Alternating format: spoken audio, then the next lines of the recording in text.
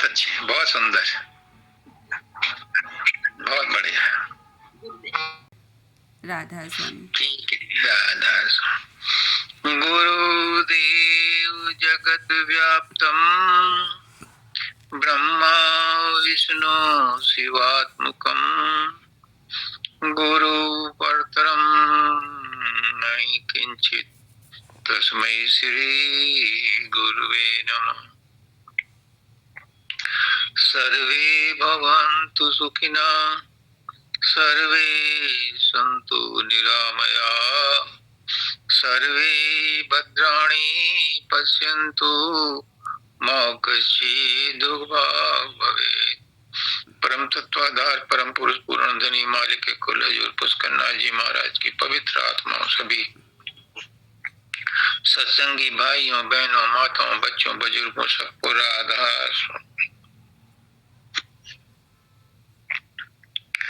देखो, आज माता जी ने कहा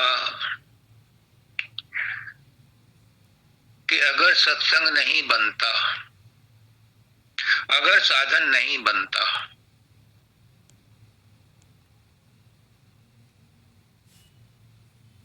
कोई बात नहीं, नहीं बनता, लेकिन सत्संग में जाओ और सदगुरु की बात को सुनो और उस पर गौर करो, पर अमल करो। साधन अभ्यास इतना इम्पोर्टेंट नहीं है जितना कि गुरु की बात को समझना और उस पर चलना।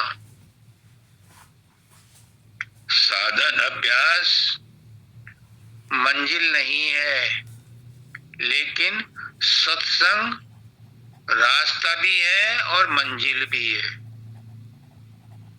2.5 घड़ी का सत्संग 100 बरस की इबादत से ज्यादा महत्वपूर्ण हो जाता है। 2.5 घड़ी 1 घंटा के बराबर होती है।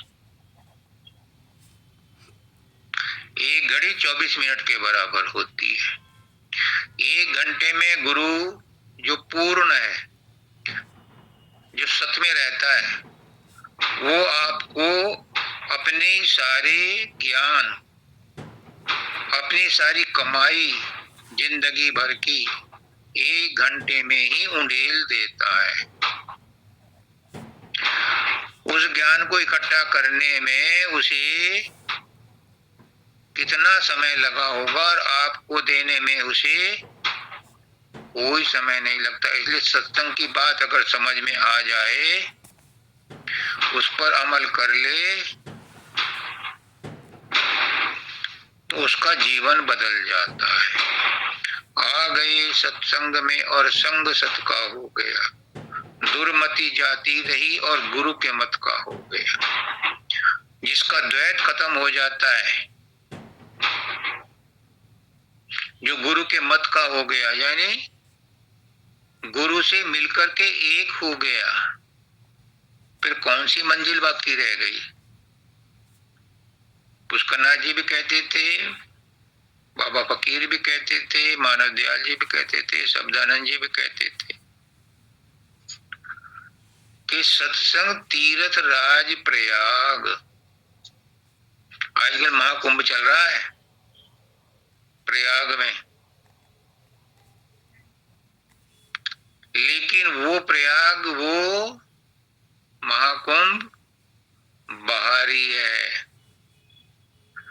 एक महाकुंभ आपके अंदर है, जिसको गुरु सत्संग में जागृत कर देता है। अपने अंदर ही स्नान करो मानसरोवर में, त्रिवेणी में। वो त्रिवेणी, वो मानसरोवर तुम्हारे अंदर ही है, और सत्संग के वचन सुनने के बाद ही उसका अनुभव होता है अंदर वाले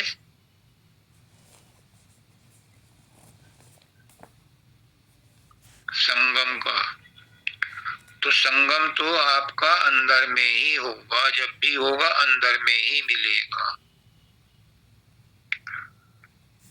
अभी जो आचार्य द्विवेदी जी ने कहा कि जहां नकारात्मक विचार होते हैं वहां से शांति भाग जाती है।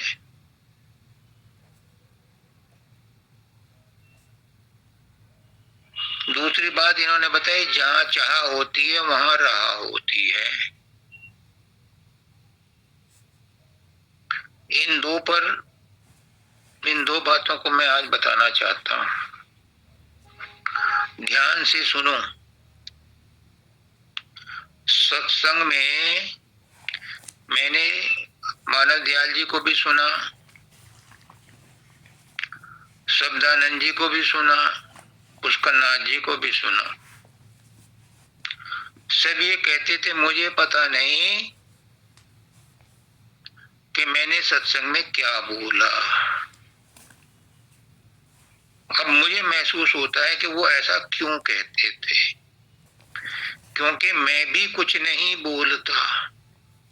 सत्संग में जो ऊर्जा आती है, जो वचन बोले जाते हैं, वो कहीं और से आते हैं, कोई और ही बोलता है। जो भी वक्ता होता है वो तो एक माध्यम बन जाता है। ये बात अब समझ में आ रही है कि वो ऐसा क्यों कहते थे कि मुझे पता नहीं मैंने क्या कहा, क्योंकि वो माध्यम बन जाते हैं और वचन कहीं और से ही आते हैं, सत से ही आते हैं, सतलोक से ही आते हैं। एक इन्होंने कहा रूप, अरूप, स्वरूप, अनूप। पहले ये समझ लो कि क्या है रूप। रूप वो है जो स्थूल रूप में हमारे सामने है, ये रूप कहलाता है।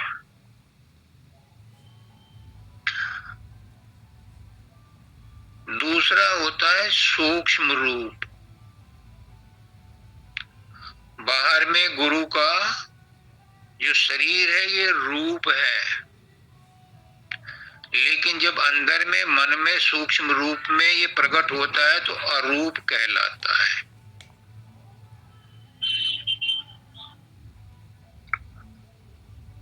जब ये कारण शरीर में पहुंच जाता है तो ये स्वरूप कहलाता है। हमारा स्वरूप क्या है, हमारा स्व क्या है? तो बाबा फकीर कहते हैं हमारा स्व, हमारा सेल्फ प्रकाश है, आत्मा प्रकाश है। तो वही रूप, वही गुरु का रूप दूसरे नंबर पर अरूप बन जाता है, मन बन जाता है, मन गुरु हो जाता है। तीसरे कारण शरीर में वही स्वरूप बन जाता है, प्रकाश बन जाता है। और जो अनूप है वो हमारा रियल सेल्फ है, हमारा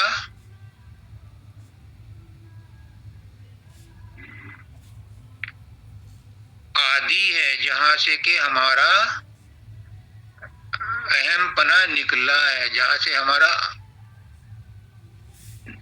आत्मा या सूरत निकली है, वो है शब्द, और शब्द ही अनूप होता है।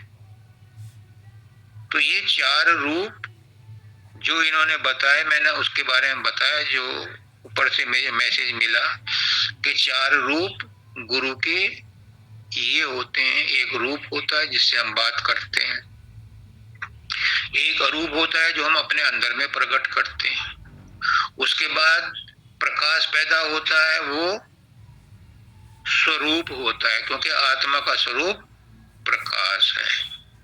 और उससे आगे अनूप प्रकट होता है, जो शब्द प्रकट होता है, वो हमारा चौथा रूप है। लेकिन एक पांचवी व्यवस्था और है जिसमें ये शब्द भी लय हो जाता है। पुष्करनाथ जी कहते थे राजेश, शब्द के पीछे डंडा लेके मत फिर, शब्द हमारी मंजिल नहीं है, हमारी मंजिल है अशब्द गति, अप्रगट अवस्था, जहां से हम आए थे, और वो है पांचवी अवस्था राधा स्वामी।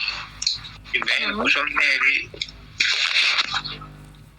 जो बहन कुसुम ने अभी बताया,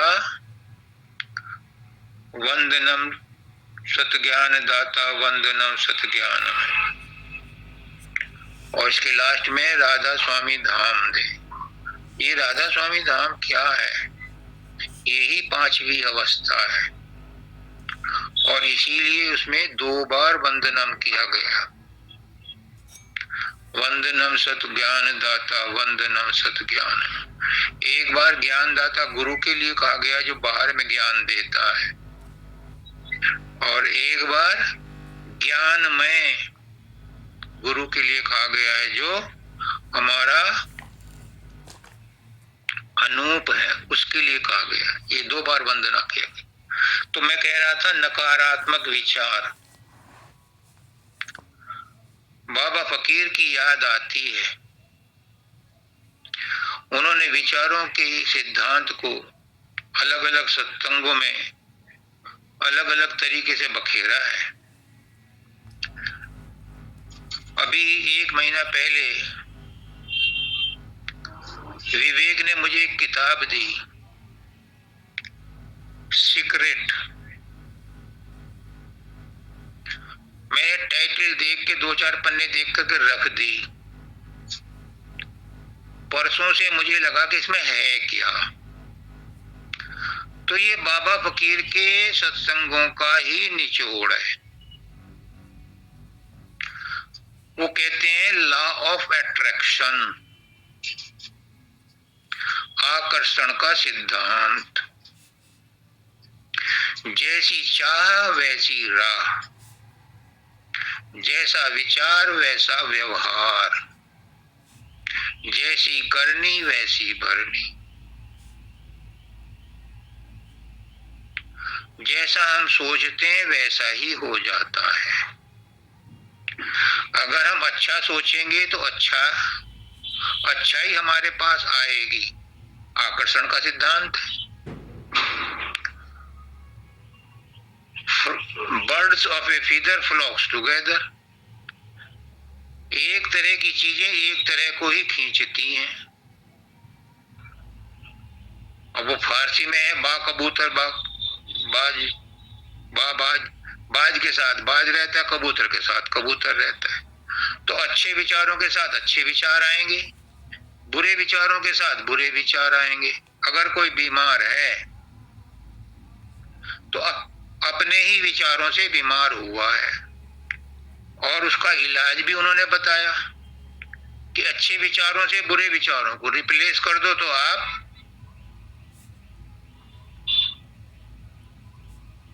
अच्छे हो जाओगे। आज मैंने अपनी पत्नी को यही ज्ञान दिया, क्योंकि बाबा फकीर ने तो बहुत पहले कह दिया था, लेकिन वो बिखरा हुआ ज्ञान था, अलग अलग सत्संगों में अलग अलग था। इस बुक में वो इकट्ठा करके बता दिया उन्होंने। अगर हम, उन्होंने इसने लिखा है शुरू में ही कि ये जो यूनिवर्स है, ब्रह्मांड है, ये ऑल पावरफुल है, लेकिन ये विचारों से भरपूर है, और ये आपके विचारों से ही शक्ति लेता है और उसको रेडिएट करता है। बाबा फकीर ने भी कहा है कि न्यूटन का सिद्धांत है, अगर एक बार हाथ हिलाओगे तो तरंगे वातावरण में फैलेंगी और वहीं लौट के वापस आएंगी जहां से वो उठी थी। तो जो विचार हम करते हैं जाने में अनजाने में, वो ब्रह्मांड में जाते हैं और शक्तिशाली होकर के वहीं लौटते हैं। जो डरता है उसे डराया जाता है, जो हिम्मत रखता है उसे और हिम्मत मिलती है, जो स्वस्थ होने के विचार रखता है उसे स्वास्थ्य मिलता है, जो बीमार बीमार बीमार ही कहता रहता है वो बीमारी को इनवाइट करता है, क्योंकि सेम चीज को वो भरेगा। तो उन्होंने कहा कि ये ब्रह्मांड जो है ये एक जिन है, जिन। बोतल में जिन निकला था ना, अलाउद्दीन था वो अल्लाह अल्लाह अल्लादीन, क्या था वो अलादीन, उसने भी चिराग रगड़ा था तो जिन प्रकट हुआ था। उसने कहा हुक्म आका, तो वो जो कहता था वही प्रकट कर देता था। यही विचारों का सिद्धांत है। जैसे विचार करोगे वैसा ही तुम्हें भुगतने को सामने आ जाएगा। उसके यहाँ अच्छा बुरा का आकलन नहीं होता। उसके तो जो मांगोगे वही मिलेगा। कोई औलाद मांगता है, फिर उस औलाद को पाकर के वो फिर दुखी होता है, तो देने वाले का कसूर नहीं है, वो तो जिन है। जिनसे आपने मांगा और उसने प्रकट कर दिया। तो आपके विचार जब भी ब्रह्मांड में जाएंगे, सेम चीज लेकर के आएंगे जैसा आपने मांगा। अगर आप इन चीजों से छुटकारा चाहते हैं तो सकारात्मक विचारों को आज और अभी से अपनाना शुरू कर दो, तो आपके चारों ओर एक घेरा बन जाएगा। इस बुक में बताया है, जो राइटर है लेडी है, 17 पाउंड की किताब है, 1700 रुपए की। अब बाबा फकीर के मुफ्त में मिल रहे हैं सत्संग। तो उसने कहा कि मैं ब्रेस्ट कैंसर से पीड़ित थी और वो भी आखिरी स्टेज में डिटेक्ट हुआ था, लेकिन मैंने लॉ ऑफ अट्रैक्शन पढ़ा था, जानती थी, मैंने बुक भी लिखी थी, वही बुक की राइटर बोलती है। तो उसने अपने आप को सकारात्मक विचारों से भरना शुरू कर दिया। हे मालिक, तेरा धन्यवाद मुझे स्वस्थ करने के लिए, मैं स्वस्थ हो रही हूँ, तेरा धन्यवाद। दिन में 50 बार कहती थी मैं स्वस्थ हो गई, मैं स्वस्थ हो रही हूँ। और वो कहती है कि मैं स्वस्थ हो गई 3 महीने के अंदर। अब यही बात बाबा फकीर ने कही है। एक आदमी को, बच्चे को उन्होंने आशीर्वाद दिया, ये बहुत बड़ा आदमी बनेगा, कनाडा जाएगा, बहुत पैसे कमाएगा। 10-12 साल जब बड़ा हुआ वो, तो उसे टीबी हो गई और उसके पिता ने चंडीगढ़ हॉस्पिटल से एक पर्चा लिख करके भेजा बाबा फकीर के पास कि जिस बच्चे को आपने आशीर्वाद दिया था वो तो टीबी से ग्रस्त है और डॉक्टरों ने उसे 1 दिन का टाइम दिया है कि बस 1 दिन की ही जिंदगी है। बाबा फकीर ने हुक्का पी रहे थे, उस हुक्के में चिट्ठी को डाल दिया और सुट सट कर लिया और सेक्रेटरी को कहा नारायण दास को कि लिख कर दे दो इसे कि बाबा ने तेरी बीमारी पी ली तो ठीक हो गया। उसका बाप वहां था नहीं, उन्हें लड़के ने पूछा कि क्या कहा बाबा ने, तो उस आदमी ने कहा कि उसने कहा कि मैंने तेरी बीमारी पी ली हुक्के में डाल के और मैं ठीक हो गया। उसको पॉजिटिव थॉट मिला और वो पलंग से यानी बेड से उठ करके खड़ा हो गया, सारी नली पली निकाल कर फेंक दी। नर्स आई, डॉक्टर आए, सब लोग इकट्ठे हो गए, 5-7-10 लोग। उन्होंने उसको बहुत डांटा डपटा। उसने कहा मैं बिल्कुल ठीक हूँ। उसके बाद टेस्ट किया तो उसको रत्ती भर भी कोई बीमारी नहीं थी। ये क्या है? ये विचारों की क्षमता है। आपके विचारों में कमाल की क्षमता है, लेकिन वो क्षमता हम नकारात्मक विचारों के द्वारा नष्ट करते रहते हैं, उसका सदुपयोग नहीं करते। अगर हम आज से और अभी से सकारात्मक विचार करने शुरू कर दें तो हमारा शरीर क्षण क्षण बदलता रहता है। हमारा रिकंस्ट्रक्शन ऑफ बॉडी शुरू हो जाएगा। दूसरा उन्होंने एग्जाम्पल दिया कि एक आदमी का नाम दिया है उन्होंने, उसका प्लेन क्रैश हो गया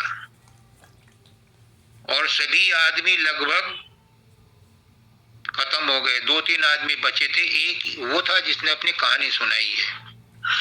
वो कहता है मेरे हाथ पैर टांग सब कुछ टूट गया, किडनी खराब हो गई और डायफ्राम क्या होता है मुझे नहीं पता, उसे सांस भी आना मुश्किल से होता था। तो डॉक्टर ने कहा कि आप 8-10 घंटे के ही मेहमान हैं। उन्होंने खैर उसको डायलिसिस दिया, ये किया वो किया। फिर उसने ये किताब पढ़ी हुई थी, विचारों की शक्ति। उसने अपने मन को आदेश दिया, वहां से जवाब आया डीप ब्रीथिंग, डीप ब्रीथिंग। और उसने लंबे लंबे सांस लेने शुरू कर दी। सुबह तक वो डायफ्राम इन ऑर्डर हो गया। डॉक्टर को बड़ा ताज्जुब हुआ कि यार अब तक तो ये 8-10 घंटे का मेहमान था, अब तो इसके अंदर बहुत ताकत आ गई। जब इसकी डायफ्राम मतलब सांस लेना इसको नॉर्मल हो गया, नॉर्मल हो गया वो डीप ब्रीथिंग से। और वो अंदर से आवाज आई थी उसके सबकॉन्शियस और अनकॉन्शियस माइंड से। फिर उसके बाद उसने दूसरा एक्सपेरिमेंट किया।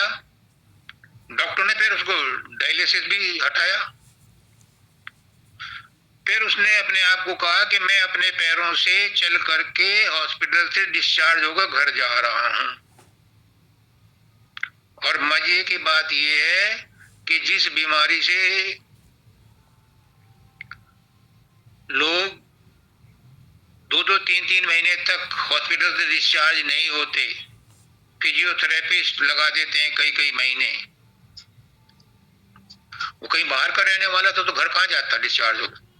वो कहता है 1 महीने के अंदर मैं अपने पैरों से चल करके हॉस्पिटल से डिस्चार्ज होकर के एयरपोर्ट पहुंचा, तब अपने घर पहुंचा। विचारों की शक्ति बहुत भयंकर होती है। बाबा फकीर कहते हैं कि तुम्हारे माइंड में इतनी शक्ति है कि अगर उस ऊर्जा को इकट्ठा किया जाए तो एक शहर की एक रात की सारी बत्तियां जल सकती हैं। इतनी ऊर्जा है इस माइंड में, इसके विचारों में इतनी शक्ति है कि ये ब्रह्मांड को पलट देती है। पुष्करनाथ जी कहते हैं कि जब गुरु के एक बार के कह देने से जा बच्चा तेरा काम हो जाएगा, और काम हो जाता है। क्यों? क्योंकि उसने अपनी मन की शक्ति को एकाग्र कर रखा है। अगर हम भी अपने मन की शक्ति को एकाग्र कर लें तो अपनी ही नहीं दूसरों की बीमारी भी दूर कर सकते हैं। लेकिन अपनी मन की शक्ति को इस काम में वेस्ट मत करना, कोई संत नहीं करता। वो कहते हैं जो शक्ति मिली है इससे हम चमत्कार तो कर लेंगे, बड़ा नाम भी कमा लेंगे, पैसा भी कमा लेंगे, नोबेल प्राइज भी मिल जाएगा, पर संत महात्मा इस शक्ति को प्राप्त करके यही नहीं रुकते। वो कहते हैं बाबा शब्दानंद जी कि ये सिद्धि शक्तियां शैतान की टट्टी हैं, यहां नहीं रुकते, इन पर नहीं लालायित होते।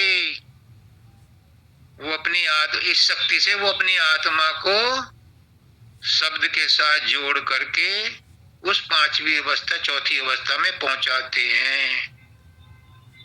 ये विचारों की शक्ति का ही प्रभाव है, मन की शक्ति का ही प्रभाव है। हमारा मन बहुत शक्तिशाली है। डॉक्टर ने कहा है इस छोटी सी खोपड़ी का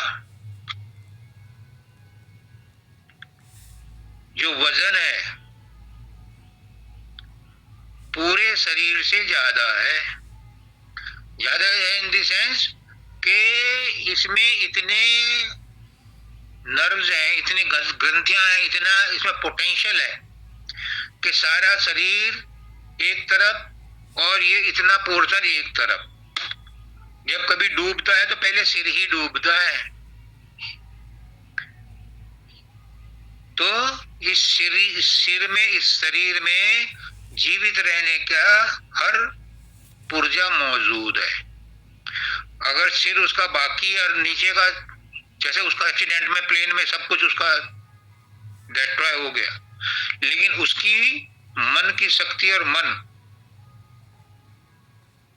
स्वस्थ अवस्था में थे तो उसने सारा कुछ रिकंस्ट्रक्ट कर लिया बॉडी को। और उसका ही नहीं, सबका हो जाता है। बाबा फकीर को ने लिखा है,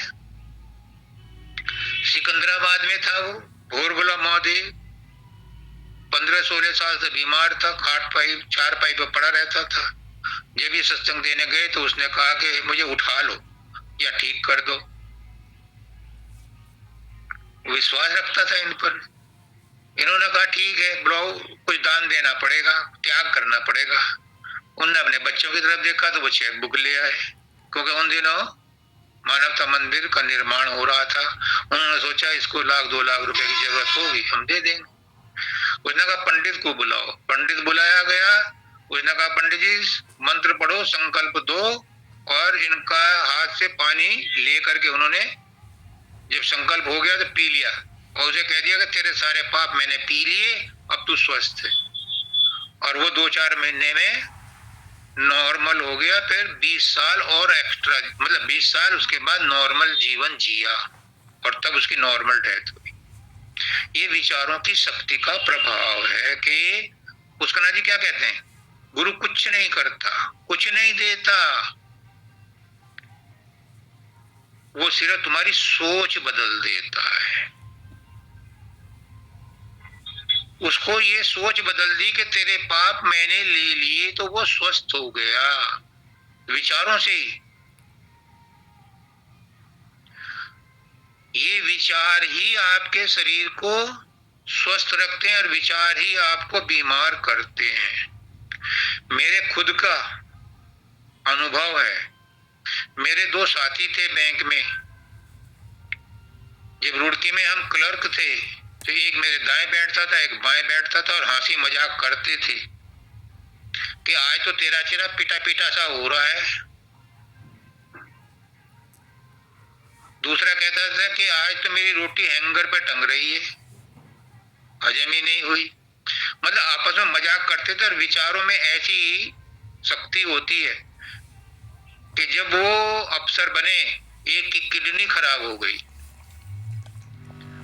वो 2-3 साल पहले तक था, अभी मतलब 70-75 साल के बाद उसकी नॉर्मल डेथ हुई है, लेकिन उसकी किडनी खराब हो गई थी और दूसरा मेंटल हो गया था। इन विचारों को विचारों से ही काटा जा सकता है और कोई इलाज है नहीं। आजकल तो डॉक्टर भी कहते हैं कि अब हम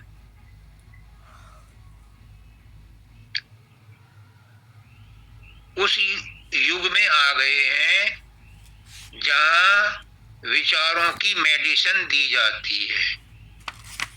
एक अखबार में बाबा फकीर कहते हैं कि ये लिखा था कि डॉक्टर जब ऑपरेशन करते हैं सीरियस मरीज का, सीरियस बीमारी का, तो हंसी खुशी के हल्के फुल्के वीडियो चला देते हैं ताकि मरीज की अटेंशन बीमारी की तरफ से हट करके उन हंसी के कैसेटों में लगी रहे और वो बीमारी को भूलता रहे। अगर उसको बीमार के पास तुम बीमारी की ही बात करोगे तो वो बीमारी कभी नहीं छोड़ेगा, क्योंकि तुम बीमार को पास, वो खुद बीमार है, वो खुद बीमारी को इनवाइट कर रहा है। तुम भी उसके पास बैठ करके बीमारी की बात करोगे तो बीमारी ही चल करके आएगी। As you think so you be, जैसा आप सोचते हो वैसा हो जाते हो। इसलिए जब हमारे पास ये कुंजी है तो हम क्यों नकारात्मक विचारों को जगह दें, क्यों ना सकारात्मक विचारों से उनको रिप्लेस कर दें। कहते हैं जहाँ खुशी होती है वहां परमात्मा रहता है, पुष्कना जी कहते थे, मैं तो उन्हीं का ढोल बजाऊंगा। जहाँ खुशी होती है वहां परमात्मा रहता है। जहाँ दुखी है, सभी आदमी दुखी रहते हैं, चिड़चिड़ाते हैं, कोल्ड वार होती है घर में, वहां आफत आएगी, वहां बीमारी आएगी ही आएगी, कोई रोक नहीं सकता। बाबा फकीर तो चेतावनी दे गए थे, ए इंसान, तेरे बुरे विचार ब्रह्मांड में इकट्ठे हो गए हैं, अब वो कहर के रूप में ओलावृष्टि, अतिवृष्टि, अल्पवृष्टि, महामारी, कोरोना, सुनामी, इन रूपों में बरसेगी और बरसी और बरस रही है। कोई इसे नहीं टाल सकता, क्योंकि हमारे ही विचारों के दुष्प्रभाव हैं। वो कह गए डंके की चोट पर कि इस तबाही से वही बच सकता है जो मानवता के असूलों पर चलेगा, जो सकारात्मक विचार रखेगा, जो हर दूसरे का भला चाहेगा। इसीलिए उपनिषद में श्लोक आया है, सर्वे भवन्तु सुखिनः, सर्वे सन्तु निरामया, सर्वे भद्राणि पश्यन्तु मा कश्चित् दुःखभाग् भवेत्। हे मालिक, सबका भला कर, सबका कल्याण कर, सबको सद्बुद्धि दे, सबको सद्ज्ञान दे, सबको निरोग रख, तो सब में आप भी आ जाओगे। अगर अपने लिए मांगोगे तो कृष्ण भगवान कहते हैं कि जो अपने लिए मांगता है, जो अपने आप खाना बना के खुद खाता है, वो पाप को खाता है। और तुम सुखी कैसे रह सकते होगे अगर आपका वातावरण में या आपका पड़ोसी दुखी है? क्योंकि दुख जब आएगा तो अपने साथ दुख ही खींच कर लाएगा। उस घर में नहीं समाएंगे तो तुम्हारे घर की बाउंड्री में आ जाएंगे। इसलिए अपने पास पड़ोस में भी देखो कि कोई दुखी ना रहे। तुम सबका नहीं कर सकते, तुम्हारे अंदर इतनी हिम्मत नहीं है, ना इतनी सामर्थ्य है, ना इतने साधन है। इसलिए ऋषियों ने क्या कहा कि मन से तो सबको शुभ संकल्प कर सकते हो। मन का शुभ संकल्प फिजिकल कर्म से ज्यादा प्रभाव रखता है। बाबा फकीर ने उदाहरण दिया कि एक मिर्च है, वो स्थूल रूप में एक आदमी या दो आदमी खाएंगे तो उन्हीं को चरचरी लगेगी, उन्हीं का टेस्ट खराब होगा, उन्हीं को जलन होगी। लेकिन उसे गैस पर रख दो तो उस वातावरण में जितने लोग होंगे सबको प्रभावित करेगी, क्योंकि वो सूक्ष्म हो गई है। इसलिए अगर तुम सूक्ष्म भाव से सबको सबका कल्याण चाहोगे, शुभ संकल्प चाहोगे, तुम्हारा कल्याण निश्चित होगा। फिर दूसरी बात, दूसरों की भावना अच्छी रखने के लिए, सकारात्मक विचार रखने के लिए तुम्हारा मन पवित्र हो जाएगा। फिर बीमारियां नहीं आएंगी। तुम्हारे भावों से जो दुर्भाव रखते हैं वो भी सुधर जाएंगे। सठ सुधरई सत्संगत पाई, ये तुलसीदास जी कहते हैं। सत्संग में गुरु के पास अगर दुष्ट लोग भी आते हैं, हालांकि कोई दुष्ट नहीं है, उनका भी कल्याण हो जाता है। क्यों? क्योंकि सत्संग में जो रेडिएशंस विकरणें निकलती हैं, वाइब्रेशंस निकलती हैं, वो पॉजिटिव होती है। उससे वातावरण बदल जाता है। फिर जहां चाहा वहां रहा, इन्होंने अच्छी बात बताई। As you wish so you will be, जैसा चाहोगे वैसा होगा। अब हमें यही नहीं पता अच्छा क्या है बुरा क्या है, क्योंकि जो तुम मांगोगे वो मिलेगा। अच्छा होगा या बुरा होगा वो तुम जानो। इसलिए कई बार हमारी मांगे पूरी नहीं होती, क्योंकि वो परमात्मा, वो गुरु जिसको हमने इष्ट बनाया है, वो उन चीजों को नहीं भेजता हमारे पास जिनसे हमारा नुकसान होने वाला है। पर चूंकि हमने वो क्रिएट कर ली डिमांड, तो पूरी तो होगी। कितना समय लगेगा, कौन से जन्म में होगी, इसकी मियाद फिक्स नहीं की जा सकती। इसलिए पुष्कनाथ जी क्या कहते हैं? वो कहते हैं तुम मांगो ही मत, तुम संतुष्ट रहो। जो भी मिला है उसके लिए धन्यवाद दो, उसके लिए शुक्रिया अदा करो। है मालिक, तूने बहुत कुछ दिया, तेरा शुक्रिया। बीमारी अगर आई है तो हे मालिक तेरा शुक्रिया, मेरे कर्म काटने के लिए आई है, तेरा शुक्रिया, मैं धन्यवाद देता हूं तुझे। जब ऐसी भावना आएगी तो मालिक के यहां से और दात आएगी तुम्हें खुश रखने के लिए। मालिक बड़ा प्रसन्न होता है जब आप प्रसन्न होते हो। कबीरदास जी कहते हैं, दुख में सुमरन सब करें, सुख में करे न कोई, और जो सुख में सुमरन करे तो दुख आए को। अगर हम अपने जीवन का सिद्धांत, जीवन की रहनी ऐसी बना लें कि आज मैं खुश रहूंगी, आज मैं खुश रहूंगा, चाहे कुछ भी हो जाए, रोटी मिले या ना मिले, कोई डंडा मारे या ईंट पत्थर मारे, मैं आज खुश रहूंगा। ये संसार वालों के लिए नहीं है। तुम कहोगे कि संसार में पिट पिटा करके हम कैसे जीवित रहेंगे? संसार में तो टिट फॉर टैट, अपने विवेक से काम लो और हर परिस्थिति में जो उचित लगे वो करो।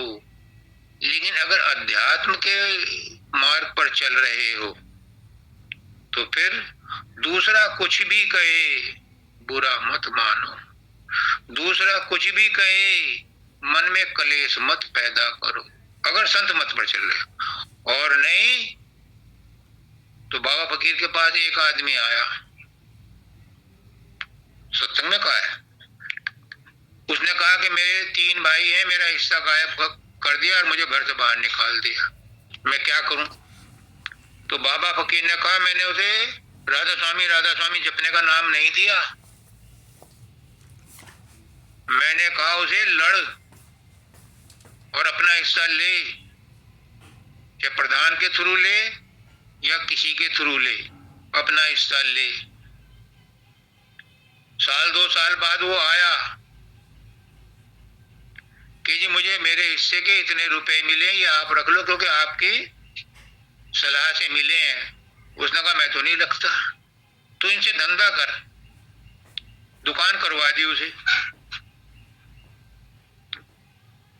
उसका धंधा चल पड़ा क्योंकि गुरु का आशीर्वाद साथ था। फिर उसका शादी भी हो गई, बाल बच्चे भी हो गए। तो गुरु बेहतर जानता है कि आपकी जिंदगी को कैसे संवारना है। पर एक बात समझ लो, गलतफहमी में मत रहना।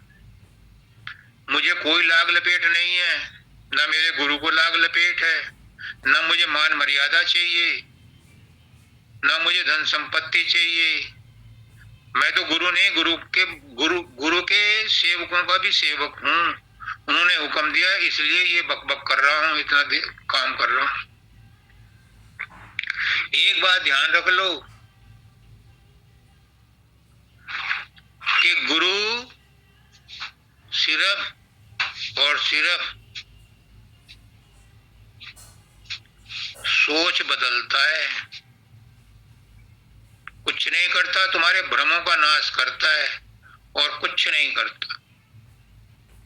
गुरु की कृपा अगर है, ये नहीं है कि मुझे बेटा दे दिया, मेरी नौकरी लग गई, मुझे घर में तकलीफ नहीं है, ये बीमार नहीं है, ये गुरु की कृपा नहीं है, ये तो तुम्हें अपने भाग्य से मिला है और जो मिलेगा भाग्य से मिलेगा। गुरु की कृपा एक है, नोट कर लो सब, आइंदा मत भ्रम में रहना। गुरु की कृपा एक ही है कि वो हमारे भ्रम मिटाता है, संदेह मिटाता है, और जिसका भ्रम और संदेह मिट गया वो शहंशाह का शहंशाह है, वो राजा ही बना देता है। ये भ्रम ही है, ये संदेह ही है जो हमें 84 में घसीट कर लाते हैं।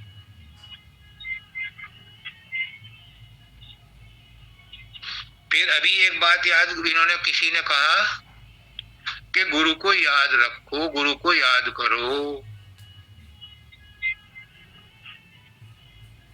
सुमरन करो तो आंख बंद हो, भजन करो तब कान और मन को वश करने की विधि गुरु स्वरूप का ध्यान। तो उसे याद, सुमरन का मतलब याद, याद करो, नोट कर लो, भ्रम में मत रहना, फिर ये बात बात नहीं आएगी, बार बार बात नहीं आएगी, क्योंकि हम किसी बात को सुन करके भूल जाते हैं। लेकिन इंपॉर्टेंट चीजों को नोट कर लो। क्या? याद करना। वो मालिक, वो गुरु एहसान फरामोश नहीं है। तुम एक बार एक आंसू निकालोगे तो वो उसका हिसाब देता है। तुम सुमरन ध्यान करोगे तो वो एक एक चीज तुम्हारे लेखे में लिखी जाएगी और उसका तुम्हें हिसाब मिलेगा, तुम्हें बेनिफिट मिलेगा। वो एहसान फरामोश नहीं है। कोई ये ना सोचो कि मैं 40 साल से, 20 साल से, 10 साल से सुमरन कर रहा हूं, मुझे कुछ नहीं मिला। दाता दयाल कहते हैं, अगर तुम्हारे सुमरन से, तुम्हारे ध्यान से प्रगति नहीं हुई है तो तुम्हारा अभ्यास गलत है। उसको सुधरवा लो अपने गुरु से पास जाके कि तुम कहाँ गलती कर रहे हो। अगर सुमरन ध्यान किया तो आपके जीवन में परिवर्तन ना आए, ऐसा हो नहीं सकता। कहीं जैसा वो कहता है प्रेम सुख कि मुझे अब तक यही समझ में नहीं आया सुमरन कैसे शुरू करूं। 10-12 साल बाद वो आज इस बात को स्वीकार करता है। तो उसके लिए इलाज है आज और अभी से। कल विशेष सत्संग था, उसमें उसको बताया, उसके अंदर नई स्फूर्ति आई है। तो ये मान के चलो कि जो याद करता है उसी पर दया होती है। याद का उल्टा ही दया है। आप कागज पर लिख करके याद और उसे पलट करके देखो रोशनी में, तो आपको दया मिलेगी। अगर आप गुरु को याद करते हो और आपके ऊपर दया ना आए, ये हो नहीं सकता। कहीं बीच में मन की रुकावट है। मन उस चीज का प्रभाव खत्म करने के लिए तुम्हारे अंदर नकारात्मक विचार घुसेड़ता रहता है, जिससे प्रगति ऊपर जाने के बजाय नीचे इंद्रियों में आ जाती है और उसका असर खत्म हो जाता है। अभी चेत चेत चेत, अभी चेत जाओ, अभी वक्त है, यू टर्न ले सकते हो।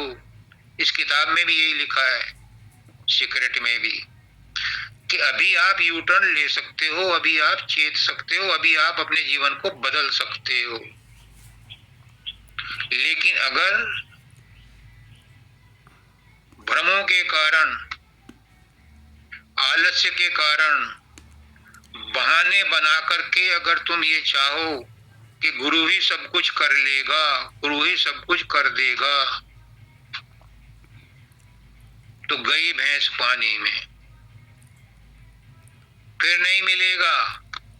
क्योंकि गुरु तो सामान्य रूप से सभी पर दया कर रहा है, पर विशेष दया उसी पर होगी जो विशेष रूप से सुमरन ध्यान करेगा, उससे जुड़ेगा, सत्संग में उनकी बातों पर विश्वास करेगा, उन पर आचरण करेगा। अगर उसके सत्संग में बातों का आचरण नहीं किया, कितना ही नाम जप लो, कितना ही सुमरन कर लो, अगर सत्संग की बात को समझ करके आचरण नहीं किया, कितने ही किताबें पढ़ लो, कितने ही सत्संग पढ़ लो, आपको कोई फायदा नहीं होगा जितना कि लाइव सत्संग से होता है। क्योंकि पहले संतों ने जो कुछ कहा है वो गलत नहीं कहा, लेकिन अब वो किताबों में बंद हो गया है। और बंद किताबें किसी को परिस्थिति के अनुसार सलाह नहीं दे सकती। परिस्थिति के अनुसार जो सलाह देगा वो वर्तमान का गुरु ही देगा। उसी ओल्ड वाइन को नई बोतल में बना करके प्रस्तुत करेगा, पेश करेगा। इसलिए गुरु की महिमा है। गुरु की महिमा इसलिए नहीं है कि उसके आशीर्वाद से हमारे काम हो जाएंगे। हमारे काम जो होते हैं वो तो हमारे भाग्य से होते हैं। ठीक है, गुरु की आशीर्वाद से कुछ सकारात्मक सोच तुम्हारी बदली, उसका प्रभाव पड़ा। जो बात बाद में होनी थी वो प्रीपोन हो गई। हालांकि प्रीपोन और पोस्टपोन जैसा भी कोई शब्द गुरु की डिक्शनरी में नहीं है। जैसे असंभव शब्द नहीं है, ऐसे ही प्रीपोन और पोस्टपोन भी नहीं है। लेकिन गुरु पर विश्वास करना, गुरु से प्रेम करना, ये खल्ला का घर नहीं है। खल्ला का घर मतलब मौसी के घर में बच्चा जब चला जाता है तो माँ से ज्यादा प्यार करती है वो मौसी।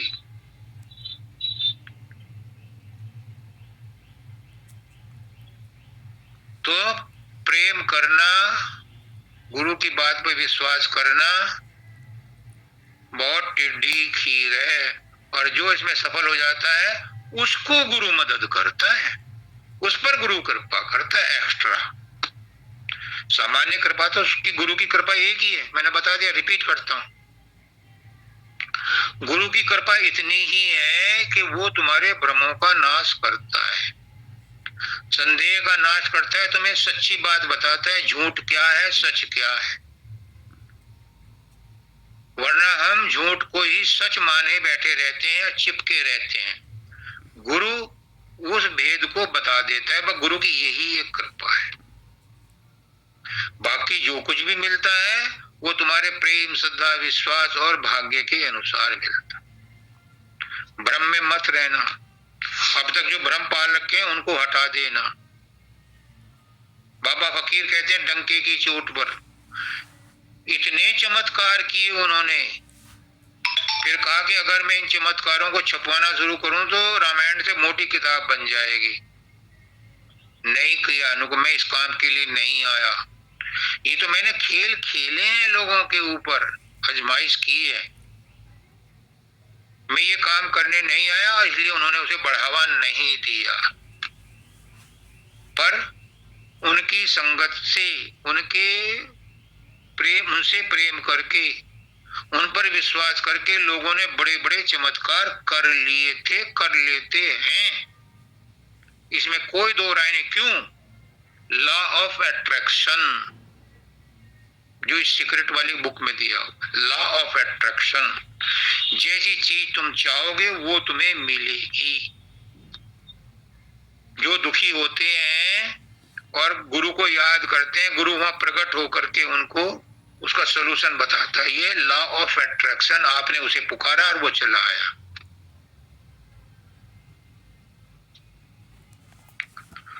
तो जो बीमार बीमार बीमार अपने आप को कहते हैं वो बीमारी को ही इनवाइट करते हैं। अपने आप को कहो मैं बिल्कुल ठीक। मुझे याद आ गई अब 26 जनवरी, मैं अक्सर कहता था लेकिन मैं इसे कोरिलेट नहीं किया अभी तक, आज करता हूं। जब 26 जनवरी को हम मानव दयाल से मिलने गए तो वो कोठी पर नहीं मिले, पता चला कि वो हॉस्पिटल में, हॉस्पिटल गए, लड़का गाड़ी चला रहा था, वहां सब्दानंद जी मिले। मैं अंदर गया, चारों तरफ नलियां लगी हुई थी उनके, और मैं जब गया तो वो आंखें खोली उन्होंने और ऐसे मुस्कुराए जैसे सालमान पब्लिक स्कूल में मुस्कुराते थे। मैंने पूछा महाराज जी कैसे हैं? मुझे क्या हुआ, मैं बिल्कुल ठीक हूं। यानी वो इस सिद्धांत को जानते थे कि मैं ठीक हूं तो मैं स्वास्थ्य को इनवाइट कर रहा हूं। कोठी पर भी जब हम जाते थे तब भी कहते थे मैं बिल्कुल ठीक हूं, क्योंकि वो स्वास्थ्य को इनवाइट करते थे। और हम किसी से पूछे कैसा चल रहा है, क्या हाल चाल है, बस चल रहा है, कट रही है। इसका मतलब तुम किस चीज को इनवाइट कर रहे हो? तुम उस जिन से क्या मांग रहे हो, उस ब्रह्मांड से क्या मांग रहे हो? बस चल रहा है, ऐसे ही कट रही है। इसका मतलब तुम निगेटिव विचारों को मांग रहे हो, तो फिर वैसे ही आएंगे। फिर किसी को दोष मत देना। तुम ही हो जो अपना भाग्य बदल सकते हो।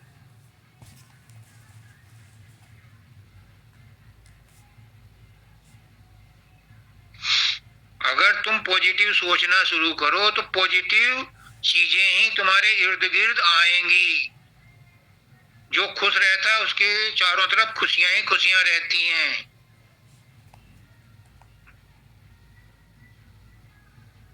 ये आजमाई हुई बात है।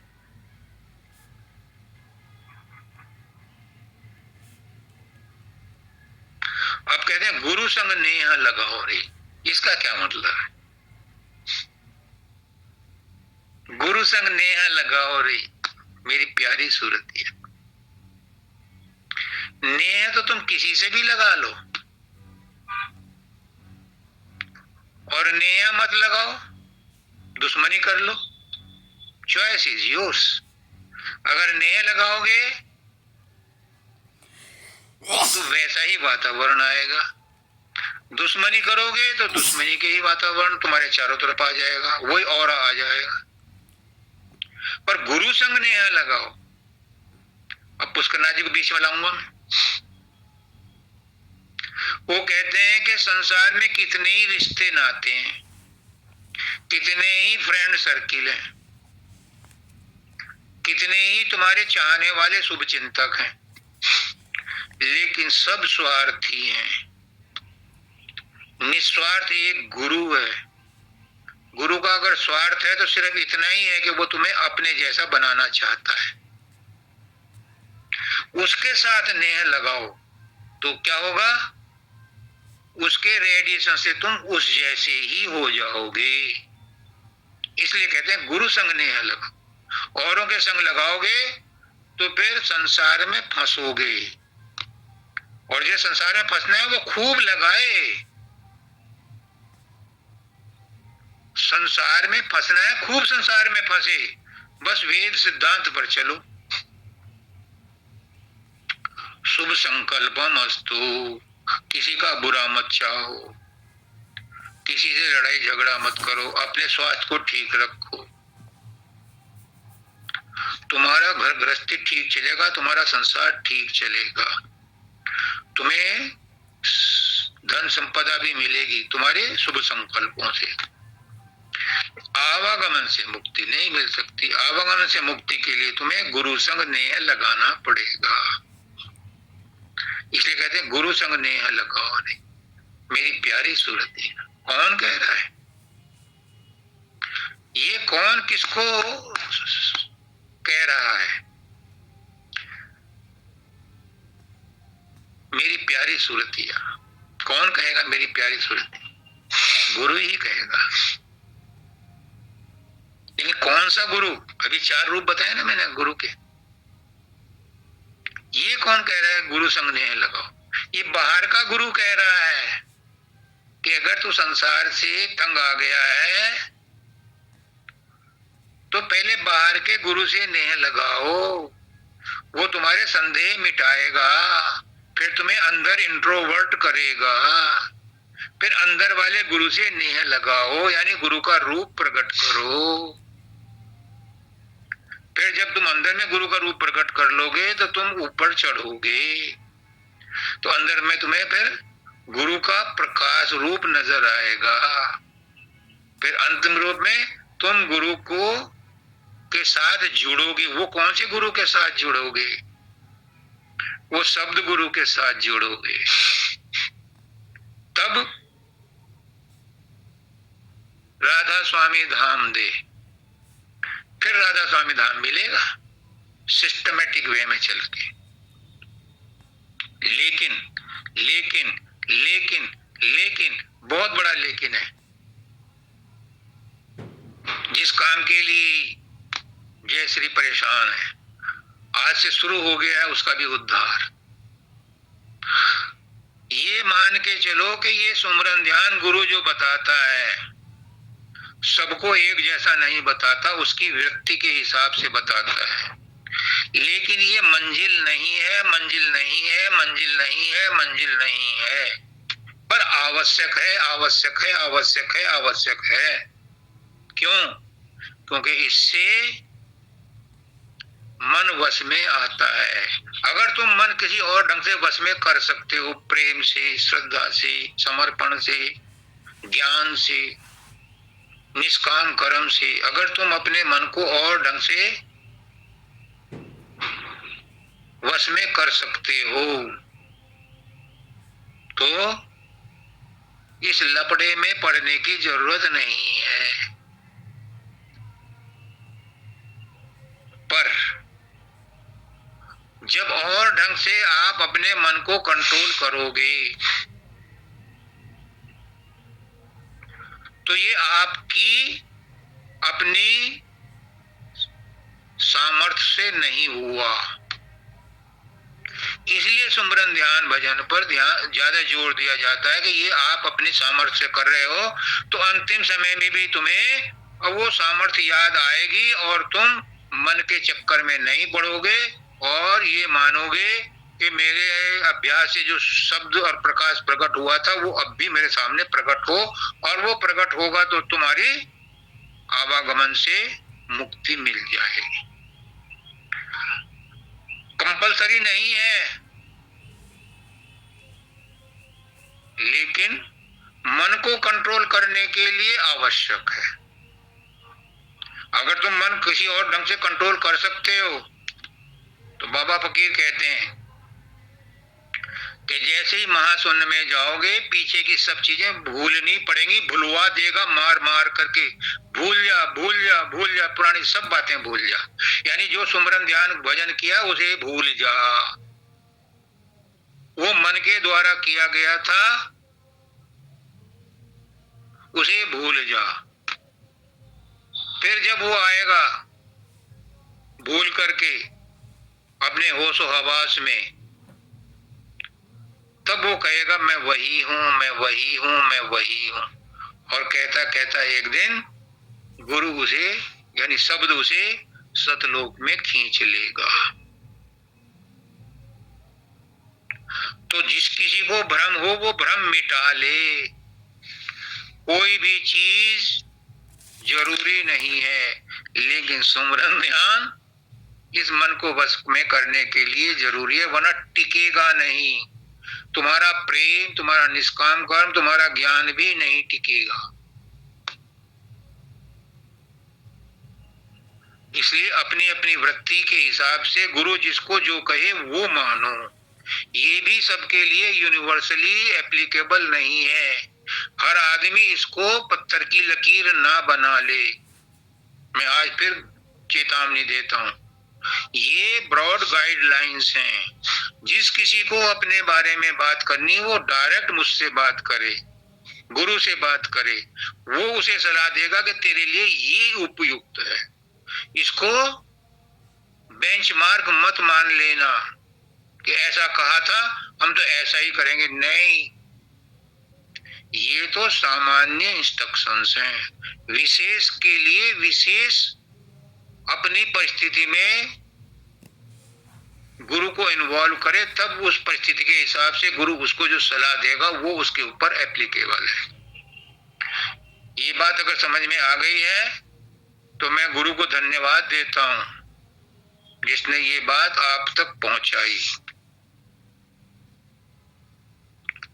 आज का समय हो गया। हाँ, सबको राधा स्वामी।